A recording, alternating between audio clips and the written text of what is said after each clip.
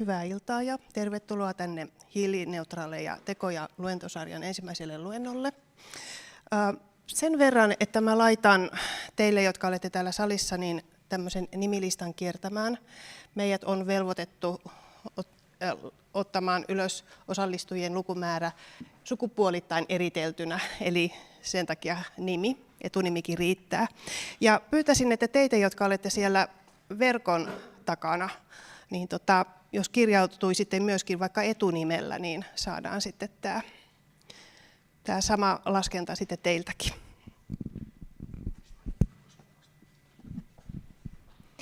Jes, eli laitetaan nimilista kiertämään ja munkin puolestani oikein lämpimästi tervetuloa luennolle, jonka täydellinen nimi on Kestävää elämää ja hiilineutraaleja tekoja jokaiselle tamperelaiselle. Ja mä oon Janika Brander, mä oon toimittaja ja mun rooli on se, että mä juonnan tämän tilaisuuden. Ja sitten kun meidän puhujat on pitänyt esityksensä, niin meillä on aikaa vapaalle keskustelulle, niin mulla on täällä omia kysymyksiä mietittynä ja etukäteen kerättynä yleisöltä. Ja sitten kun toivon mukaan te sieltä innokkaasti kyselette, niin jaan sitten puheenvuoroja ja tuun tuomaan mikrofonia kysyjille. Ja lyhyesti tästä itse luentosarjasta, eli tässähän on nyt kyseessä koko syksyn kestävä luentosarja, ja tämä on nyt sen ensimmäinen osa. Ja nyt ensimmäisellä kerralla käsitellään ilmastonmuutosta ja kestäviä elämäntapoja vähän tällainen yleisemmällä tasolla, ja ennen kaikkea sitä, että mikä on kaupunkien ja Tampereen kaupungin rooli ilmastonmuutoksessa ja mitä kaupunki voisi tehdä, että meille tavallisille tamperelaisille olisi vaivatonta, helppoa, arkista ja luontevaa tehdä niitä kestäviä valintoja ilman, että se tuntuu kauhean vaivalloiselta ja on hirveän prosessoinnin ja säätämisen lopputulos. Ja meillä on täällä puhujina tänään Tampereen kaupungilta ilmasto- ja energia-asiantuntija Elina Seppänen, joka aloittaa. Ja sitten hänen esityksensä jälkeen ollaan tuolta Isolta kirkolta ajatushautomo Demos Helsingistä saatu asiantuntija Otso Sillanaukee. Ja marssijärjestys oli sellainen, että ensin on nämä puheenvuorot, eli Elina puhuu ensin ja Otso puhuu sitten. Ja jos teille tulee nyt tässä esityksen aikana jotain sen tyyppisiä kysymyksiä, että ette vaikka ymmärrä jotakin termiä, niin se kannattaa kysyä heti nyt tässä sekä sieltä yleisöstä että verkon päässä olijat, koska sitä esitystä on tosi inhottava seurata, jos te ette vaikka ymmärrä jotain termiä tai jää mietityttää, että hetkinen, mikä tuon luvun lähde nyt oli. Mutta säästellään kaikki muut tätä teemaa koskevat kysymykset esitysten loppuun, koska molempien esitysten jälkeen on semmoinen puolesta tunnista reiluun puoleen tuntiin varattu aikaa keskustelulle ja kysymyksille. Ja YouTubessa myöskin tuolla Työväenopiston kanavalla, niin siellä saa myöskin sitten niitä kysymyksiä esittää, ja mulla on täällä apuri, joka on luvannut sitten huudella, että jos sieltä niitä kysymyksiä tulee. Mutta mun osuuteni oli tässä, ja nyt mä päästän sitten Elinan mikrofonin varteen. Ole hyvä. Kiitos. Ilmeisesti ääni lähti täältä kuulumaan. Hyvä. Hyvää iltaa munkin puolesta. Mä oon tosiaan Elina Seppänen Tampereen kaupungilta ja mä oon ollut kaupungilla tässä ilmastohommissa itse asiassa reilun 10 vuotta. Alun perin vähän tämmöistä projektiluotoisempaa, nyt meillä on sitten aika paljon vakiintuneempaa tämä ilmastotyö ja niin kuin projektien lisäksi. Ja mä kerron, tämä mun osuus on tosiaan vähän tämmöinen ehkä pieni zoomaus, lähdetään aika tuolta yleiseltä tasolta, mitä on ilmastonmuutos, mitä asioita globaalisti otetaan huomioon, ja sitten zoomataan vähän tänne Tampereelle, että mikä tämä meidän tilanne on. Eli mun vastuualueelle kuuluu just tämä, että mitkä Tampereen päästöt on, millä tavalla niitä voidaan vähentää, miten meidän ilmastotoimet vaikuttaa ja tämän tyyppiset asiat, muun muassa ilmastobudjetin valmistelu. Ja lähdetään liikkeelle tosiaan täältä ihan koko planeetan tasolta. Meidän planeettahan siis muuttuu monella muullakin tavalla kuin vain ilmaston kannalta, ja ihmisen teot on vaikuttanut aika moneen osaan jo planeetan tämmöisistä herkistä systeemeistä, joissa osassa varovaisuusperiaate on vähän niin kuin jo ylitetty. Ja tämä ei varmaan ole mikään uutinen varsinaisesti, eli ilmastonmuutos on tämä, missä meillä on aika iso riski. Sen lisäksi on tietysti näitä muita ongelmia, niin kuin luonnon monimuotoisuuden heikkeneminen, typen ja fosforin virrat, liittyy siis lannoitteisiin, typpi ja fosfori on tyypillisiä lannoiteaineita. Ja sitten on tosiaan ihmisen hyödyntämä maa-ala, eli käytännössä maankäytön muutos. Kaupunkitasolla puhutaan esimerkiksi siitä, että pistetään jonnekin vaikka uusi asuinalue, jossa on vaikka aikaisemmin ollut viheraluetta, niin sitä kutsutaan maankäytön muutokseksi. Sitten on tietysti tämä, että planeetan prosessit kytkeytyy toisiinsa. Eli nämähän ei ole toistensa irrallisia asioita, vaan esimerkiksi sen tiedän, että merien happamoituminen aiheutuu vähintäänkin osittain siitä, että hiilidioksidia liukenee ilmasta, ja se taas johtuu siitä, että ilmassa on enemmän hiilidioksidia. Niin nämä kemialliset tasapainot aiheuttaa sitten sen, että sitä hiilidioksidia liukenee enemmän mereen ja meri happamoituu. Ja näin niin kuin sekä luonnonvarojen ylikäyttö että ilmastonmuutos tuhoaa arvokkaita elinympäristöjä, eli nämä vaikuttaa myös luonnon monimuotoisuuteen. Eli nämä on hyvin tämmöisiä kompleksisia niin kuin toisiinsa liittyviä järjestelmiä, että silloin kun me fiksataan jotakin, niin oikeastaan me fiksataan niitä muitakin. No lähdetään ihan siitä nyt, että mitä hiili oikeastaan niin kuin on luonnossa ja mikä siinä on ihmisen rooli. Eli hiiltähän on kaikessa elollisessa. Välillä on kuullut sellaisiakin termejä, kun tehdään hiilivapaita asuinympäristöjä, niin ne ei olisi varmaan kauhean kivoja. Siellä ei olisi yhtään mitään elollista. Mutta hiilineutraali tavallaan viittaa siihen, että tämmöinen luonnon kierto saisi olla ikään kuin aika neutraalisti ja ihminen ei vaikuttaisi siihen määrättömästi. Hiili kiertää siis tosiaan ilmakehästä, sitoutuu kasveihin fotosynteesin mukana. Siitä tietysti lähtee sitten ravintoketjuun mukaan ja toisaalta osa siitä varastoituu sitten maaperään. Ja tästähän on syntynyt siis vuosimiljardien aikana fossiiliset polttoaineet. Ne on varastoitunut maaperään ja muodostunut tavallaan ne tietynlaiset fossiiliset hiilivarastot, joita me on nyt sitten käytetty. Ja tosiaan ilmakehässä ollessaan se hiiliyhdisteiden tehtävä on varastoida lämpöä, mikä on tietysti hyvin tärkeää. Maapallolla on sopivan lämpöistä elää, mutta sitten kun se nostetaan sitä hiilen pitoisuutta siellä ilmakehässä, niin se lämpötila alkaakin nousemaan. Ja tosiaan tämä yksi olennainen asia on tämä, että me on aika nopeasti nyt peruutettu sitä vuosimiljardien vaikutusta, missä näitä fossiilisia varastoja on syntynyt, ja päästelty tavallaan takaisin sinne luonnon kiertokulkuun sitä hiiltä. Ja tämä on nyt niin kuin se ongelma, mitä me yritetään korjata ja tasapainottaa. Sen takia puhutaan myös hiilinieluista, eikä vaan päästöjen vähentämisestä.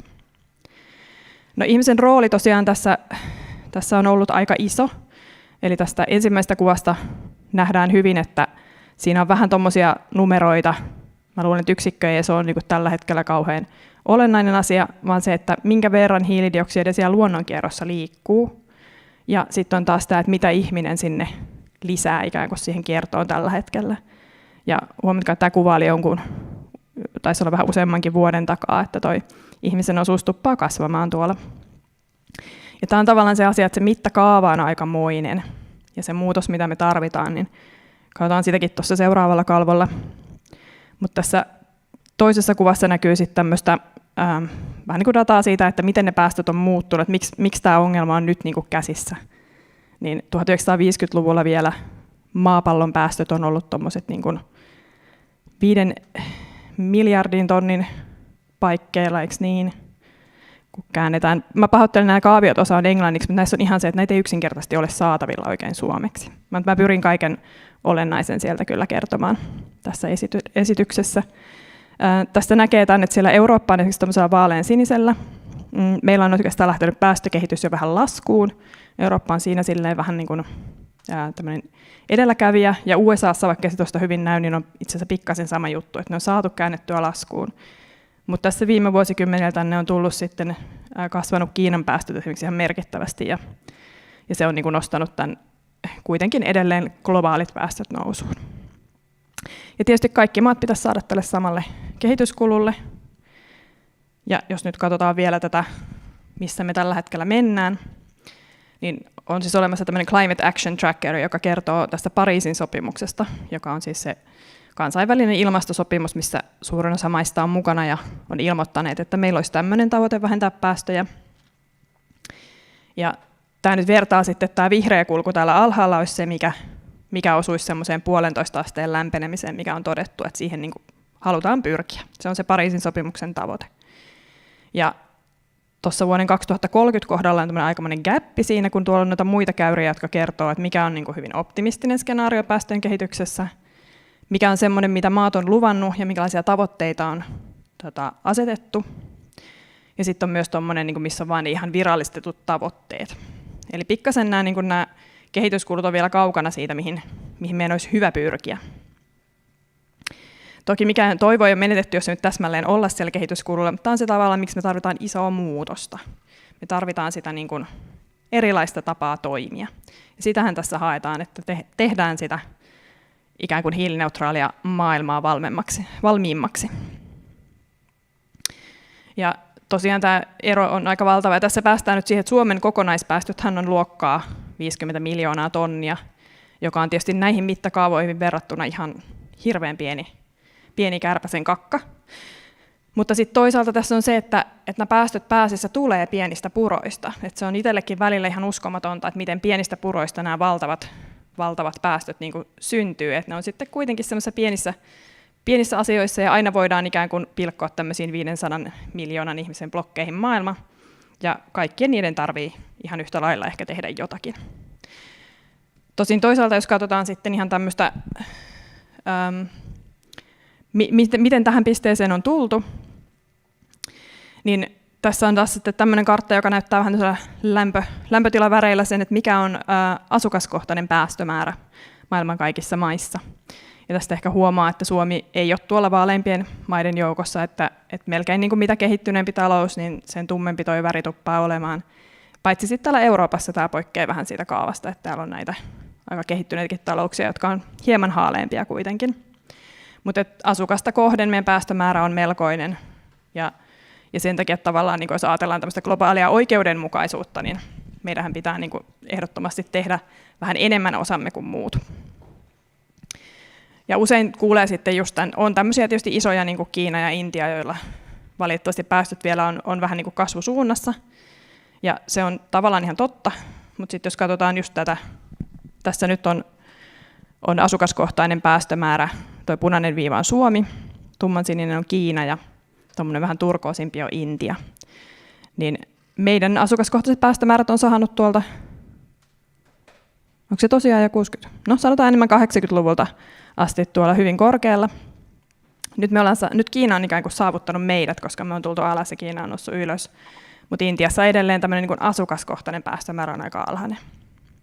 Eli tavallaan meillä on tietty vastuu niistä jo aiheutuneistakin päästöistä, koska ne kerääntyy ilmakehään. Ilmakehä on vähän semmoinen niin kuin astia, joka täyttyy tavallaan siitä, että se luonnon kiertokulussa, kun se hiili lisääntyy, niin se lisääntyy. Se ei sieltä poistu sitten enää varsinaisesti, muuta kuin voidaan sitoa se esimerkiksi just metsien hiilinieluihin väliaikaisesti. No, tämä on vielä se yksi kysymys, että muuttiko pandemia nyt tilannetta kovasti? Me muutettiin aika paljon meidän elintapoja, me muutettiin aika paljon liikkumista ja todella jopa suljettiin ihan tuotantoa ja tämmöistä, niin tämä hetkellinen muutos näkyy tässä kaaviossa, oli aika raju, että ihan globaalit päästöt laski aika merkittävästi. Mutta tässä on nyt tämmöisiä nämä SC-lyhenteet, mitkä tässä on erilaisia skenaarioita siitä, että miten me toivutaan covidista ja miten ne päästöt lähtee minkälaiselle käyrälle globaalisti siis. Ja jokaisessa skenaariossa ne aika nopeasti tuossa palautuu tuolle käyrälle, missä ne jo oli. Ja semmoinen hetkellinen tiputus päästöissä ei tavallaan niin kuin riitä. Että se pääpointti on ehkä siinä, että jos nyt vähäksi aikaa lasketaan päästöjä, niin se ei niin kuin auta, että sen muutoksen pitäisi olla pysyvää. Ja tarvitaan tavallaan sitä niin kuin pysyvää muutosta, että tehdään asioita vähän eri tavalla ja toteutetaan niin kuin, sitä elämää ja sitä hyvää kaupunkia, mikä meillä on, mutta kehitetään se semmoiseksi, että se sama voitaisiin tuottaa niin kuin huomattavasti vähemmillä päästöillä. No, tämä näyttää tavallaan vähän synkeältä, niin katsotaan sitten sitä, että minkälaisia asioita siellä käytännössä kuitenkin tulee vastaan. Ilmastonmuutos on sekä uhka, aivan todella konkreettinen, mutta se on myös meille tietynlainen mahdollisuus nyt niin kuin muuttua ja tehdä asioita eri tavalla. Ja jos katsotaan ihan puhtaasti vaikka nyt rahan näkökulmasta tätä ensin taloudesta, niin ongelma on myös siinä, että vaikka me tavallaan jatkettaisiin tätä, mitä me nyt tehdään ja ajatellaan, että talouden täytyy kasvaa ja meidän pitää jatkaa, niin siinähän käy niin, että siltäkin putoaa pohja, koska luonnonvarojen ylikäyttö muun muassa, tässä on Mari Pantsar Sitrasta tosi hyvin sanonut tämän, että talous, hyvinvointi ja turvallisuus kaikki kärsii siitä, jos me ei ratkaista tätä ilmastokriisiä ja luonnonvarojen ylikäyttöä. Mutta toisaalta globaali kestävyyskriisi on luonut maailman nopeimmin kasvavan markkinan puhtaille ratkaisuille, tai ainakin näin sanoo We Mean Business Coalition 2016 julkaistussa raportissa. Eli siellä on ihan valtava tarve tavallaan luoda niitä uusia ratkaisuja, ja ne, jotka on niin kuin, ikään kuin etunojassa tekemässä tätä vähän niin kuin Suomessakin tapahtuu, niin siellä onkin oikeastaan, niin kuin, siellä on tietysti sitä tietynlaista kasvun mahdollisuutta, ja samalla voidaan ikään kuin luoda sitä parempaa maailmaakin. Eli tässä on myös se positiivinen puoli sitten olemassa. Ja esimerkiksi laman tuossakin, tämä liittyy siihen 2018 alkaneeseen lamaan, niin sellaiset yritykset, jotka teki kestävää bisnestä, niin ne pystyivät niin kuin menestymään myös silloin, kun oli huonot talousajat muuten. Ja varsinkin kaupungeillakin tämmöinen määrätietoinen ilmastotyö, siitä on tullut vetovoimatekijä. Sillä me houkutellaan niin yrityksiä kuin asukkaitakin kaupunkiin. Ihmiset haluaa asua siellä, mikä on sitten niin kuin järkevästi tehty. No toinen on sitten terveysasia, että ihan ihminen ja terveys, niin se on sama juttu. Meillä on uhka ja meillä on mahdollisuus.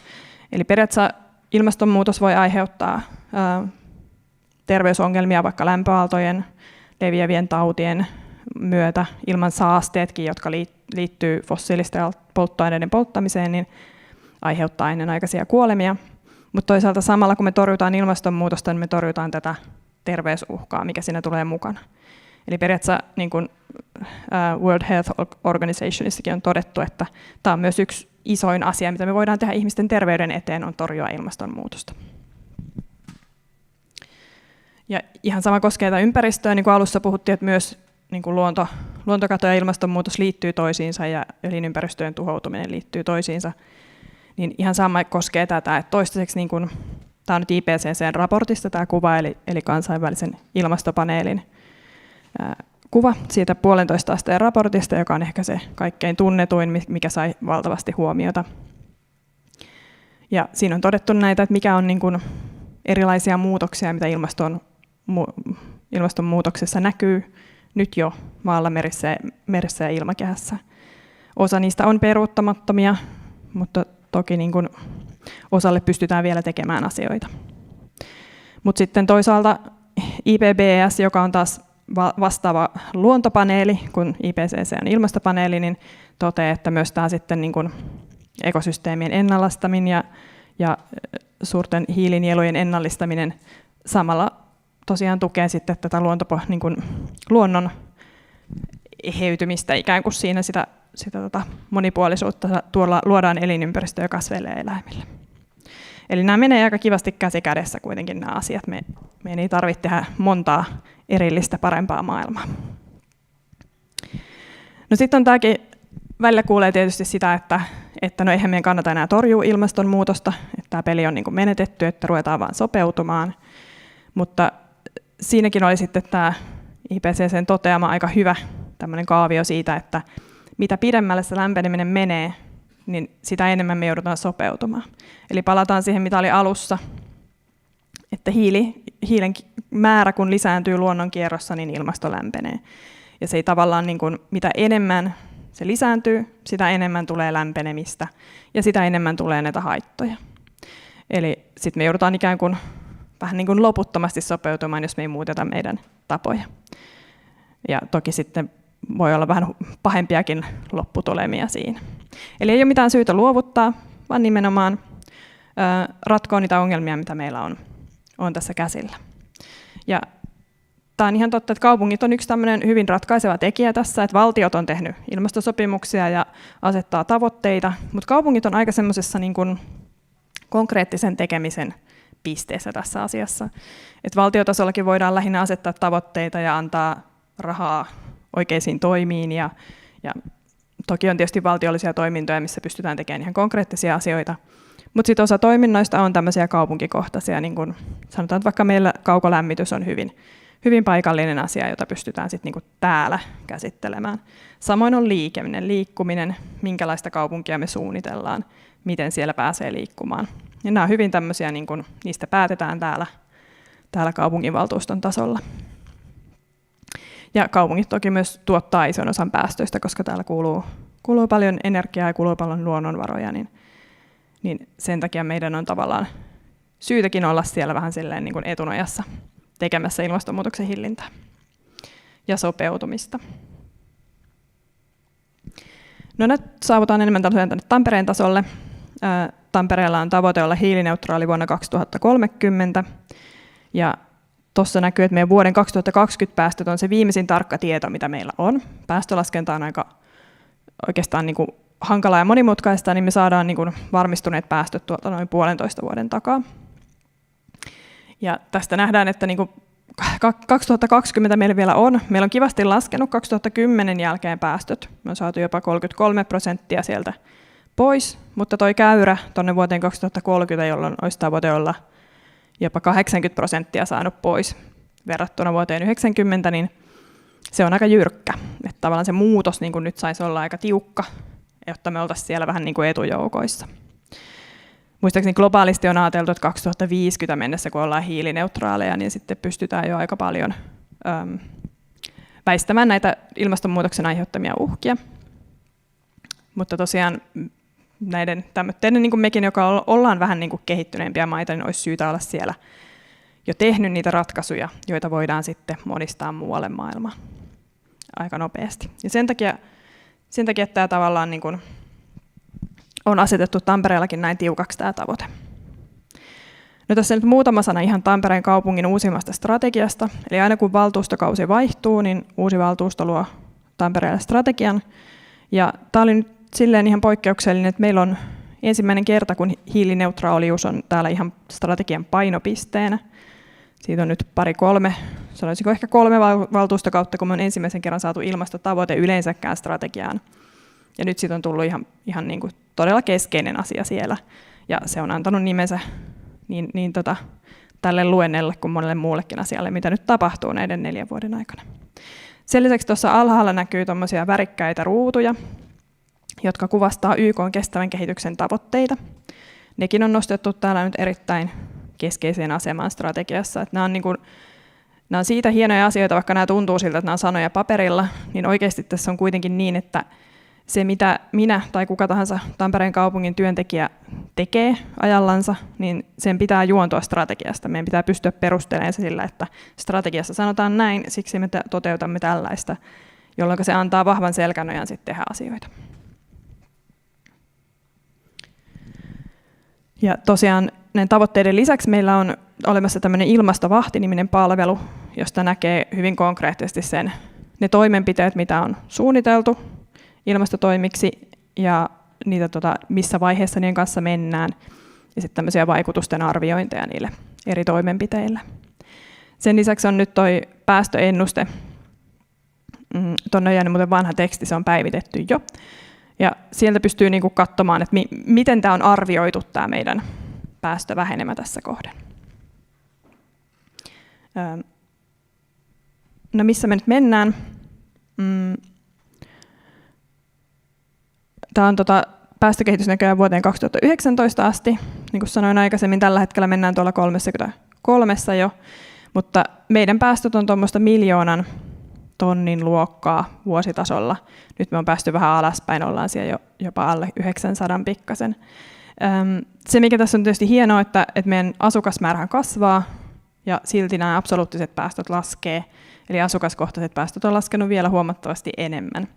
Että on kyllä ollut ihan kiva kehitys, mutta sanoisin, että me on ehkä sieltä helpommasta päästä toimenpiteitä tehty, tämmöisiä niin kuin kaukolämmön vihertämisiä ja muita, että sitten ne loput kehityskulut voi olla semmoisia vähän hitaampia.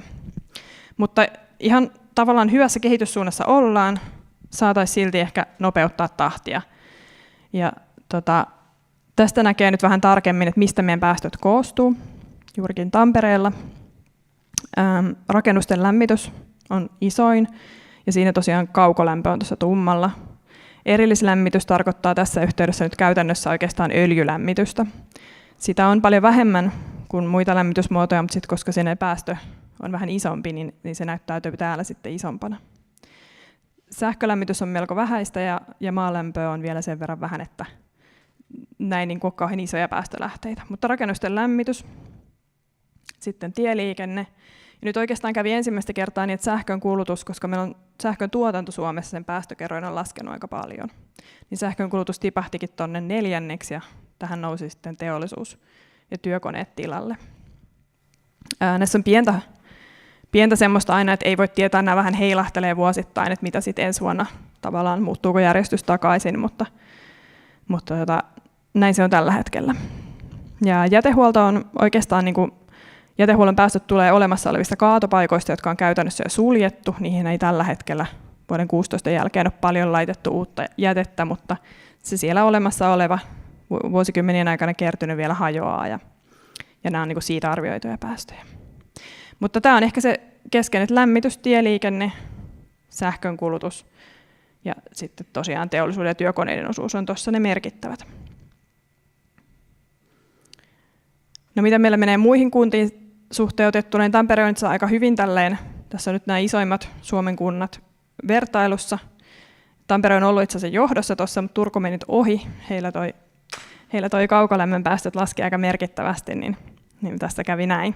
Mutta katsotaan ensi vuonna, meillä tulee myös se uusi voimalaitos. Mutta näissä on siis ehkä pääasiana se, että tässä voi hyvinkin muistaa nyt sen, että meidän kaikki päästöthän ei näy tässä laskennassa. Se, mitä me pystytään hyvin tarkkaan seuraamaan, on tämmöiset alueelliset päästöt, eli ne, mitkä syntyy täällä Tampereen maantieteellisellä alueella. Ja tokihan osa meidän päästöistä syntyy jossain ihan muualla, kun me tuodaan tänne tuotteita ja näin edelleen. Ja siihenkin on yritetty nyt vähän pureutua. Siitä tulee tässä seuraavaksi. Tämä kaavio tulee vielä hyvin tutuksi, mutta tässä näkyy nyt tämmöinen vähän niin kuin yhden asukkaan hiilijalanjälki. Jos me ajatellaan karkeasti ottaen, hiilijalanjälki on vähän eri asia kuin nuo alueelliset päästöt, mutta karkeasti ottaen nämä tuplaantuu tässä nämä päästöt. Eli tuolla aikaisemmin tamperelaisen asukkaan päästö oli niin kuin jossain 3 ja 4 tonnin välillä, ja nyt se nousi 10 tonniin. Ja siellä on tosiaan tuo muu kulutus, ruoka, asuminen, liikenne, matkailu. Väittäisin, että tamperelaisilla on keskimääräistä pikkasen pienempi tämä hiilijalanjälki. Tämä on nyt Sitran laskema tämmöinen keskiarvoinen. Mutta se tavalla, että osa meidän päästöistä syntyy muualla, esimerkiksi ruoantuotantoa on muualla. Ja tämä näkyy jossain kunnissa, että joku punkalaidun näkyy ihan valtavana yleensä päästöissä. Tuottaa siis paljon ruokaa. Ja vielä viimeisenä tosiaan, että nämä Tampereen kulutuksen päästöt nyt laskettiin sitten ensimmäistä kertaa viime vuonna.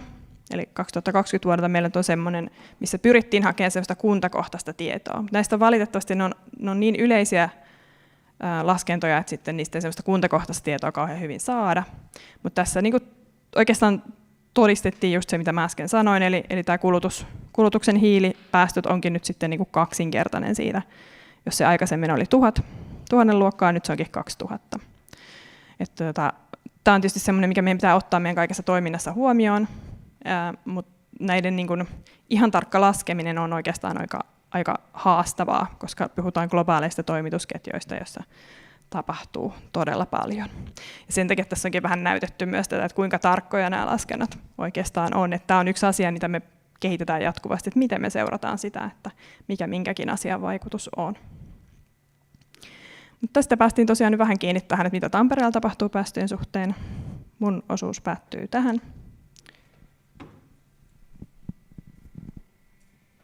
Välispiikin aika. Eli kiitoksia Elina, päästetään sut hetkeksi hengähtämään ja sitten Otson vuoro.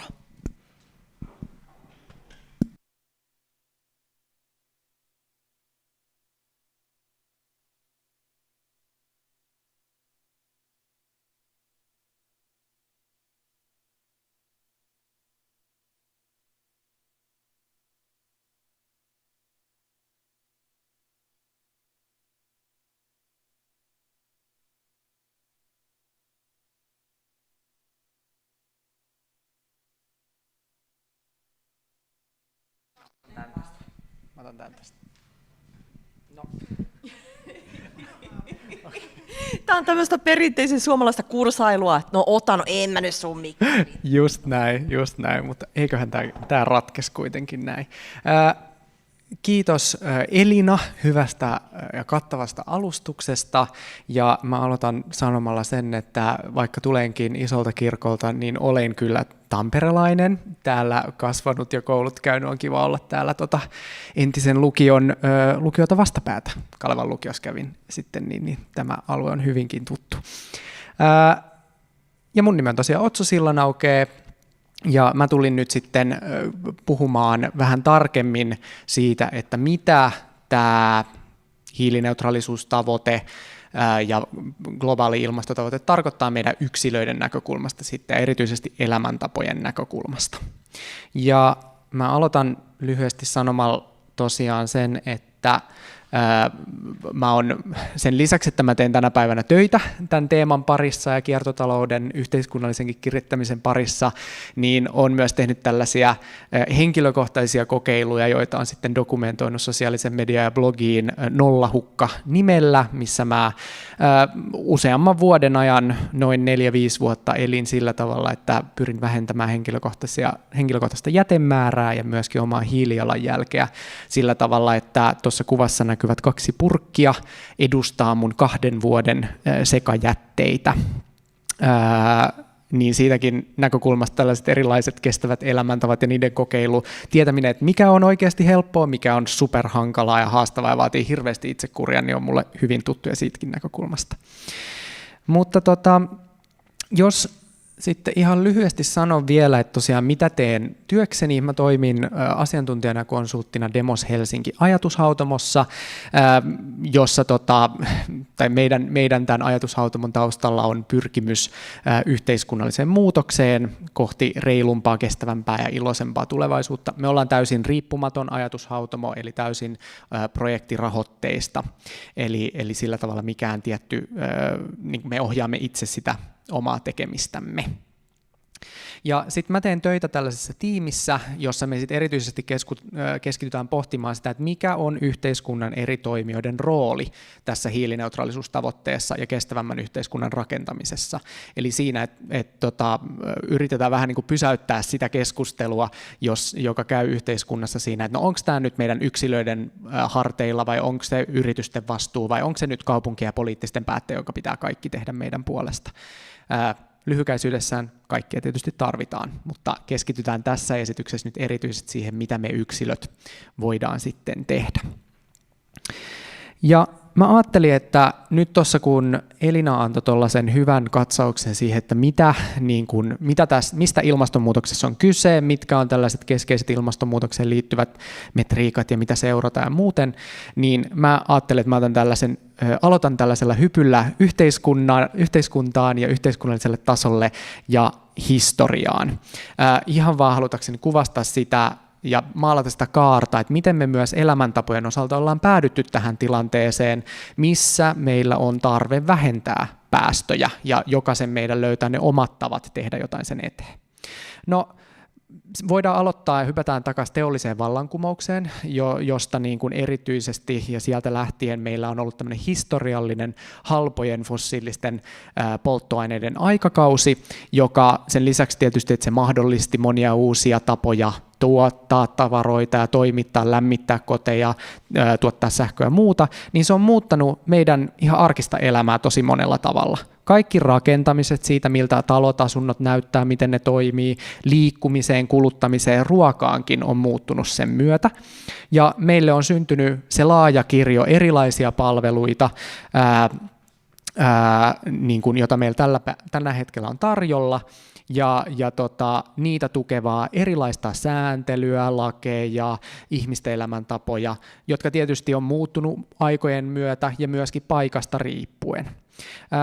Ne ei kuitenkaan ole tosiaan syntynyt itsestään. Se ei ole mikään, että yksi taho on sanonut, että nyt me päätämme, että käytetään pelkästään bensa-autoja tai muuta, vaan se on syntynyt, voisi sanoa, että tällaisten niin kuin pitkien käytännössä neuvottelujen kautta, siinä missä yhteiskunnan eri toimijat on tullut yhteen ja vaihdannan ja aktiivisen muotoilun kautta miettinyt, että miten me nyt kehitetään meidän yhteiskuntaa, miten me järjestetään liikkuminen kaupungissa, jossa niin kuin ihmisiä tulee enemmän ja miten me niin kuin järjestetään lämmitys ja muu ruoantuotanto ja näin poispäin. Ja sitten tietysti globalisaatio on vaikuttanut sillä tavalla, että meillä on maailmanlaajuisestikin yhtenäistynyt monenlaiset käytännöt ja tavat toimia, erityisesti ehkä nyt sitten digitalisaation myötä. Mutta tällainen historian kautta tarkasteltuna nämä meidän nykyiset elämäntavat on siis muodostunut tällaisen sanotaan aktiivisen neuvottelun ja muotoilun kautta. Ja se on tietysti ottanut erilaisia suuntia. Historiasta tuttu hyvä esimerkki on tietysti se, miten me siirryttiin hevoskärryistä autoihin kaupungistumisen ja teollistumisen myötä ja palkkatöihin siirtymisen myötä. Ja sitten kun autot yleistyi, niin liikenne järjestettiin pääasiassa sen varaan, ja sitten elämäntavat kehittyi sen mukaan, että me liikuttiin pidempiä matkoja. Siinä missä aikaisemmin liikuttiin ehkä päivässä kilometrin verran, nyt keskivertosuomalainen kai liikkuu 40-50 kilometriä päivässä keskimäärin. Et se on vaikuttanut valtavalla tavalla tähän. Ja hyvä esimerkki siitä, miten tämmöinen yksi teknologinen ratkaisu, kuten autokin on muuttanut meidän elämäntapoja, tai mitä kautta se tapahtui, on esimerkiksi tämä Fordin malli, eli Ford-autotehtaan malli, kun he silloin alkoi Amerikassa tuottamaan teollisesti ja massoittain uusia autoja, niin he päätti muodostaa oman palkkarakenteensa sitä kautta ja määrittää työntekijän palkan siten, että sillä työntekijällä on mahdollisuus ostaa auto ja autoilla. Ja sitähän varten sitten tarvittiin paljon sääntelyä, joka tukee sitä rahoitusta pankeilta, ja sitten rakennettiin kadut ja muut, ja sillä tavalla kaupungitkin alkoi kehittyä enemmän autoilun varaan. Sitten siinä oli tietysti tämäkin ulottuvuus, että ne autot tosiaan tarjosi tällaisen innostavan vision paremmasta tulevaisuudesta, missä meillä käytännössä oli niin kuin vapaus liikkua milloin ja minne me vaan halutaan, silloin kun me itse tosiaan näin päätetään. Että sekin sitten innosti myös lukittautumaan siihen ratkaisuun. No sitten me tiedetään, mihin se on tietyllä tavalla johtanut. Se on johtanut siihen, että meillä kaupungit on järjestetty tietyllä tavalla autoilunkin ympärille vahvasti. Tässä mun ei ole tarkoitus syyllistää Tamperetta, joka on kunnostautunut tosi hienolla tavalla viimeisten vuosien aikana. Tämä artikkeli on 2 vuoden takaa ja varmasti liittyy vahvasti siihen pitkiin rakennusprosesseihin ja muuta, mitä oli meneillään. Mutta joka tapauksessa tarkoitus on huomauttaa, että yhteiskunta ja valtaosa kaupungeista on järjestetty sillä tavalla, että nämä tietynlaiset autosta ja autoilusta riippuvat elämäntavat on se yhteinen käytäntö, joka on sekä niin kuin helppo tapa toimia ja helppo tapa järjestää liikuntaa, tai ollut se tapa, jolla se liikkuminen on järjestetty.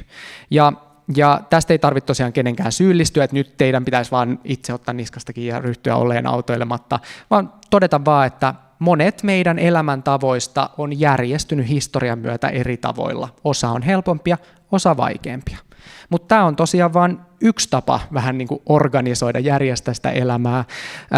Ja autoilu ei itsessään ole mikään välttämättömyys, koska sitten on esimerkkejä muualta maailmalta, kuten vaikka Tanskan Kööpenhaminasta, jossa pitkällä aikavälillä on painotettu pyöräilyä enemmän, ja siellä se on yksi Euroopan parhaista kaupungeista pyöräillä, ja ihmisethän pyöräilee siellä valtavasti. Soittelin just kollegan kanssa yksi päivä, joka oli siellä työmatkalla, ja hän selitti, miten hän joutuu siellä väistelemään pyöräilijöitä, kun kaikki kulkee siellä ympäriinsä pyörällä. Eli sitten niin kuin se kysymys onkin, että kun me tästä mennään eteenpäin ja mietitään sitä, miten me rakennetaan ja kehitetään meidän kaupunkeja, meidän elinympäristöjä, niin on syytä muistaa se, että meillä on nyt tosiaan tämä ilmastonmuutos ja muut ekologiset kriisit, jotka luo ne reunaehdot, ne raamit sille, miten me kehitetään ja miten tai ne raamit sille kehitykselle ja miten me mietitään meidän elämäntapoja. Ja se muokkaa sitten politiikkaa, liike-elämää ja elämäntapoja tulevaisuudessakin. Tietysti tämä eri elämäntapojen kirjo tulee säilymään tulevaisuudessa, niin kuin se nytkin on, mutta päästöjen vähentäminen reilulla tapaa vaatii sit eri yhteiskunnan toimijoiden tällaisia neuvotteluja ja monen asian muuttumista, että tosiaan jokaisella olisi mahdollisuus tehdä näitä kestäviä toimia. Sen takia meitä sitten on Demos Helsingillä kiinnostanut erityisesti tämä 1,5 asteen visiointi. Eli periaatteessa se, että millaiselta niin kuin tämä globaalien ilmastotavoitteiden mukainen elämä voi näyttää, maistua, tuntua, ja että mitä tarvitaan sen toteuttamiseksi. koska tällä hetkellä vielä julkisessakin keskustelussa varmaan moni meistä tietää, että on tätä vastuun kapulan siirtämistä yhdeltä toiselle, on polarisaatiota siinä, että pitääkö nyt tehdä mitään, jos noin muut ei tee tuolla, ja muutenkin epäselvyyttä siinä, että mitä meidän pitäisi tehdä. Okei, mä haluan tehdä jotain, mutta mihin mun kannattaa fokusoida? Kannattaako mun jättää muovipussit ostamatta vai vaihtaa punainen liha kasvisproteiineihin vai muuttaa maakuoppaa jonnekin metsään? Et siitä on niinku epäselvyyttä, niin siitäkin näkökulmasta me haluttiin lähteä selvittämään, että kun me tiedetään tutkimusten ja meidän omienkin selvitysten myötä, että teoriassa se siirtymä tämän ilmastotavoitteen mukaisiin elämäntapoihin on mahdollista, niin mitä se sitten vaatii ja että onko se käytännössäkin mahdollista. Lähtökohtana on tosiaan tämä Pariisin ilmastotavoite, jonka Elinakin tuossa esitti. Ja me lähdettiin sitten pari vuotta sitten tekemään sitä analysoimalla oikeiden ihmisten hiilijalanjälkiä ja sitä kautta selvittämään, että mikä olisi relevanttia kaupungeille, yrityksille tulevan 10 vuoden aikana siitä näkökulmasta, että miten me voitaisiin vauhdittaa tätä siirtymää 1,5 asteen elämää, että mahdollisimman moni voisi elää oman näköistä kestävää elämää. Ja nyt mä näytän taas tämän hiilijalanjälkikuvan tässä, minkä Elinakin tuossa äsken näytti. Me lähestytään tätä tosiaan hiilijalanjäljen kautta. Se kuvaa siis tosiaan meidän elämisestä ja kulutuksesta aiheutuvia hiilijalanjälkipäästöjä. Tässä näkyy keskivertosuomalaisen toi keskimääräinen päästö, tai siis hiilijalanjäljen koko. Ja sitten kun me katsotaan tätä sen 1,5 asteen kansainvälisen ilmastotavoitteen näkökulmasta, niin keskivertosuomalaisen hiilijalanjäljen pitäisi olla, nyt se näkyy vähän heikosti tuolla, mutta vuonna 2030 sen pitäisi olla 2500. Tampereella kai tässä ollaan jo vähän lähempänä kuitenkin, mutta vielä on matkaa tehtävänä, koska sitten vuonna 2050 sen pitäisi olla 700 kiloa vuodessa per henkilö. Eli tässä puhutaan kuitenkin aika suurista vähän niin kuin tiputuksista siinä meidän jokaisen hiilijalanjäljessä ja tässä keskivertohiilijalanjäljessä. Miten sitä hiilijalanjälkeä sitten voi lähteä leikkaamaan? Siihen on käytännössä 2 eri tapaa. Toinen on tosiaan tämän hiiliintensiteetin pienentäminen. Niin kuin Elinakin tuossa kuvasi, niin hiilijalanjälki voi tippua ihan meidän jokaisen huomaamattakin siinä, että Tampere vaihtaa uusiutuvaan kaukolämpöön tai uusiutuvaan sähköön, jolloin sitten vaikka me kulutettaisiin sama määrä sähköä, niin ne päästöt, mitä aiheutuu sen tuotannosta, on pienemmät. Tai sitten jos sä vaihdat saman määrän jauhelihaa biinittiin tai muuhun kasviproteiiniin, niin siinä on se sama, tai siis pienempi määrä päästöjä aiheutunut sen tuotannosta. Sitten se toinen tapa vähentää tai pienentää hiilijalanjälkeä on vähentää sitä kulutuksen määrää. Eli jos sä vähennät sähkön kulutusta vaikka parantamalla kodin eristystä tai käymällä harvemmin saunassa, niin tippuu se hiilijalanjälki vielä entisestään. Samoin jos sä ostat vähemmän tavaraa, niin samalla jos sä ostat vähemmän tavaraa, niin säästyy rahan lisäksi myös niitä luonnonvaroja ja siitä niiden jalostamisesta aiheutuvia päästöjä. No sitten mä ajattelin nyt havainnollistaa tätä työtä yhden siis konkreettisen projektin ja työn kautta, joka me tehtiin, jossa myös Tampereen kaupunki oli mukana siis 2 vuotta sitten. Me kun haluttiin tosiaan lähteä selvittämään, että onko tämä nyt muidenkin kuin edelläkävijöiden ja tällaista oikein harrastuneiden ihmisten asia, niin selvittämään sitä, että onko se tosiaan mahdollista edes kuvitella tällaista 1,5 asteen elämää tänä päivänä. Ja siihen me löydettiin 12 kotitaloutta Tampereelta, Lahdesta ja Oulusta, eli 4 kustakin. Ja jokaiselle näistä henkilöistä ja kotitalouksista niin laskettiin heidän hiilijalanjäljet, ja sitten he sai pelata tällaista ilmastopalapeliä, joka näkyy tässä kuvassa myös, ja sen avulla suunnitella itselleen sopivia elämäntapamuutoksia ja käytäntöjä, jotka sitten pienentää sitä hiilijalanjälkeä sinne vuoden 2030 tavoitteeseen, eli 2,5 tonniin. Ja tämä ilmastopalapeli, jos kiinnostaa, niin se on saatavilla netistä myös tuosta osoitteesta, joka näkyy tässä kalvolla. Tässä sitten näkyy seuraavaksi nämä 12 henkilöä, jotka me saatiin mukaan tähän tekemään tämä harjoitus ja kuvittelu meidän kanssa. Se, mikä mun mielestä erityisen hienoa oli tässä, että me saatiin hyvin erilaisissa elämäntilanteissa olevia ihmisiä tähän mukaan.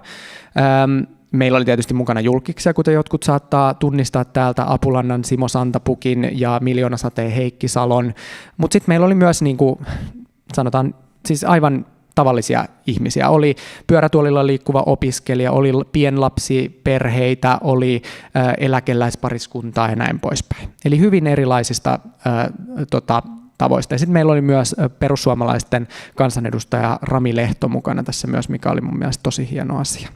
Ja kaikilla näillä ihmisillä oli omanlaisia motiiveja ja kiinnostuksen kohteita, että miksi he halusivat lähteä päästöön. Toiset ajatteli terveyttä ennalla, toiset ajatteli rahaa ja rahan säästöä, ja sitten toisille oli ne ympäristöarvot tärkeimmät. Katsotaan nyt vähän tarkemmin sitä, että mitä meidän neljä tamperelaista sitten teki vähentääkseen päästöjään. Tässä näkyy tosiaan Heikin hiilijalanjälki. Vasemmalla kuvassa näkyy se lähtöpiste vuonna 2020 ja sitten tuolla loppupäässä näkyy vuosi 2030. Ja tämä tapahtui silleen, että he miettivät, että minä vuonna he voi tehdä mitäkin tekoja ja sillä tavalla saatiin piirrettyä nämä kuvaajat pienenevistä hiilijalanjäljistä. Tässä myös yksi huomio ennen kuin mä alan kertoa, mitä muut tapahtuu. Elina mainitsi sähkön päästökertoimen tuolla.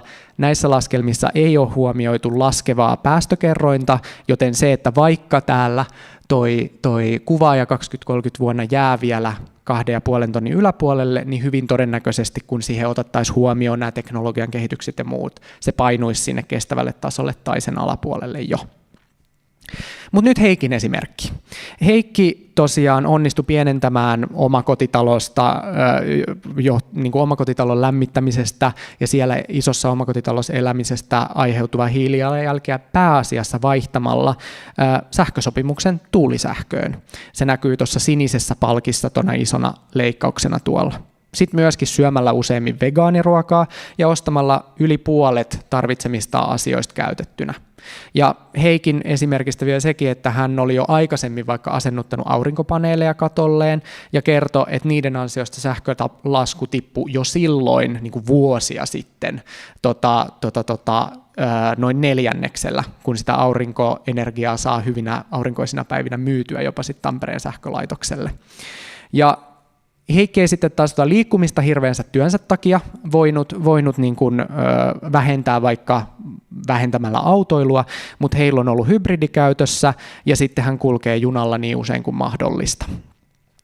Niin sillä tavalla Heikki on onnistunut vähentämään päästöjä. Sitten meillä on Ari ja Katja Peltolammilta, jotka onnistu pienentämään omaa hiilijalanjälkeensä merkittävästi vähentämällä tavaroiden ostamista. Se näkyy tuotuna alimpana keltaisena palkkina, joka melkeinpä menee nollaan asti. Ja tosiaan ostamalla tavaroita vain tarpeeseen ja kierrättämällä sen, mitä he ei tarvitse. Myöskin syömällä useammin kasvisruokaa ja vaihtamalla tuulisähköä he onnistuivat entisestään tiputtaan hiilijalanjälkeä. Mutta sitten tässä heidän esimerkistä nähdään myös se, että aina ei ole mahdollista tehdä kaikkia tällaisia päätöksiä vielä, vaikka kiinnostusta olisi. Esimerkiksi Katja, kun on töissä sairaanhoitajana toisella paikkakunnalla, niin joutuu kulkemaan autolla melkeinpä päivittäin töissä sen takia, että uusimman bussilinjojen uudistuksen ja aikataulujen uudistuksen jälkeen ei enää kulje tarpeeksi aikaisin ja tarpeeksi myöhään vuoroja, jolla hän voisi mennä bussilla. Eli silloin, jos hän kulkisi niin kuin bussilla tänä päivänä, se veisi niin kuin tunteja enemmän aikaa päivästä, jolloin se auto on se ainut käytännöllinen vaihtoehto sitten. Mutta tosiaan he sitten niin kuin viettää vapaa-aikaa myös paljon kotimaassa ja luontoharrastusten parissa, jonka takia myös tämä vapaa-ajan ja lomien päästömäärä on heillä jo valmiiksi hyvin pieni. Sitten meillä on Tampere-talon toimitusjohtaja Pauliina, hän myöskin asuu omakotitalossa ja onnistui sitten pienentämään sitä hiilijalanjälkeä vähentämällä tavaran kulutusta, vaihtamalla tuulisähköön ja sitten myös alentamalla huoneiden lämpötilaa. Eli kun on huoneita, joita ei välttämättä tarvitse joka päivä käyttää ja makuuhuoneessa muutenkin kannattaa olla alempi lämpötila, niin silläkin tavalla saatiin energiaa säästämällä hiilijalanjälki pienenemään. Heillä on tosiaan omakotitalous maalämpö, ja Pauliina on ajatellut ja ajattelikin sitten tässä meidän harjoituksessa, että hän voisi jopa alkaa vuokraamaan niitä tyhjillä olevia huoneita vaikka matkailijoille. Sillä tavalla jakamaan tilaa, ja sekin laskennallisesti vähentää päästöjä.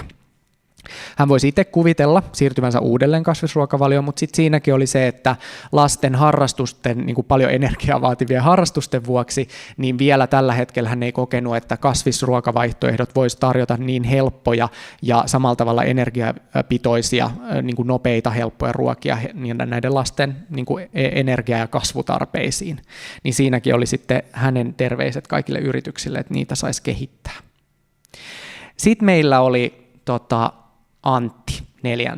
Ja Antti oli tästä koko 12 kotitalouden porukasta aivan mennen tullen täys edelläkävijä, sillä hän ja hänen 4-henkinen 2 pienen lapsen perhe elää jo tänä päivänä tällä kestävällä tasolla. Eli heidän hiilijalanjälki tämän harjoituksen alussa oli se noin 2,5 tonnia, ja he onnistuivat jopa puolittamaan sen tällä harjoituksella. Ja se tapahtui sitten käytännössä sillä, että kun Antti on ollut hyvin kiinnostunut sen rahankulutuksen seuraamisesta, niin hän on laskenut, että näiden kestävien elämäntapojen ansiosta on säästynyt rahaa sillä tavalla, että hän voi sijoittaa niitä tällaisiin päästöjä muualla vähentäviin hankkeisiin, ja siten laskennallisesti vähentää omaakin hiilijalanjälkeään. Sitten he ajattelivat, että he voisivat jossain välissä asentaa talon katolle aurinkopaneelit, siten alkaa tuottaa itse omaa energiaa, ja myöskin asentaa aurinkokeräimet veden lämmittämiseksi auringon energialla, jotka nekin vähentää asumisen päästöjä entisestään.